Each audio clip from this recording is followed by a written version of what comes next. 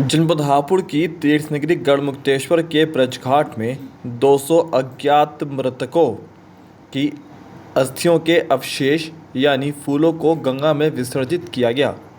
श्री राजमाता झंडेवाला मंदिर समूह के प्रेमाध्यक्ष स्वामी राजेश्वरानंद जी महाराज द्वारा अनजान मृतकों के अस्थि अवशेषों को गंगा में विसर्जित किया गया।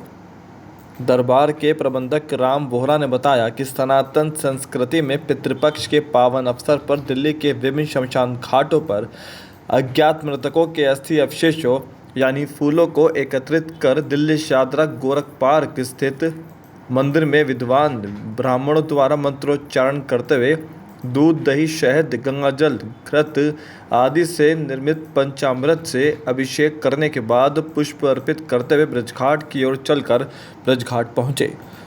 स्वामी श्री राजेश्वरानंद जी महाराज द्वारा कोरोना काल में भी अनेक कोरोना संक्रमित मृतकों का अंतिम संस्कार एवं हजारों मृतकों के अस्थि अवशेषों को गंगा में विसर्जित किया गया।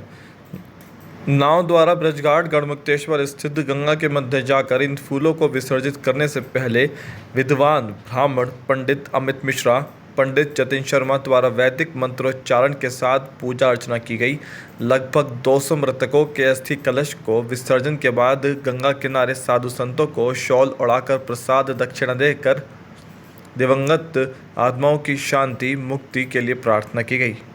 इस दौरान गुलशन शर्मा, भागचंद महेश्वरी, रोहित कौशिक, सरला तिवारी, विजय भसीन आदि का सहयोग रहा। दिल्ली, जम्मू, उत्तर प्रदेश, उत्तराखंड में हमारे विभिन्न स्थानों पर आश्रम और मंदिर समाज सेवी संस्थाएं हैं। पिछले 25 साल से सबसे पहले हमने गुजरात में जब भूकंप आया था वहाँ पर राहत सामग्री देने के बाद वहाँ से हम सैकड़ों लोगों की मृतकों की अस्थियाँ लेकर आए थे। उसके बाद ये जो सिस्टम है लगातार चलता रहा और कोरोना काल में हमने सैकड़ों लोगों का दाह संस्कार किया और अस्थियाँ विसर्जित की।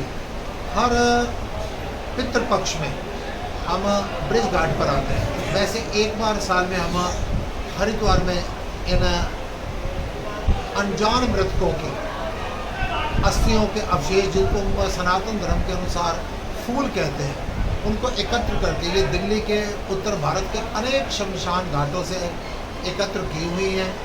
और सनातन धर्म में कहा जाता है कि जब तक ये अस्थियां गंगा में विसर्जित नहीं हो जाएंगी तब तक मनुष्य को, मृतक को मुक्ति नहीं मिलेगी। ये तो हो गया एक धार्मिक दृष्टिकोण ऋषि मुनियों का। इसके पीछे वैज्ञानिक तथ्य भी हैं कि गंगा में ऐसे तत्व होते हैं और इन अस्थियों में ऐसे तत्व होते हैं। ये दोनों मिलकर हमारी फसलों को फायदा पहुंचाते हैं। आध्यात्मिक ज्ञान ये है, कल तक ये जो अस्थियां हैं ये लोग भी अपने आप को हस्तियां मानते थे। जिंदगी में अपने आप को हस्तियां मानने की गलतफहमी में मत रहो। ना जाने कब एक पोटली में, एक गुत्थी में आपने अस्थियां बनकर गंगा घाट पर पहुंच जानी। ये आध्यात्मिक ज्ञान है। सामाजिक ज्ञान है, वसुधैव कुटुंबकम।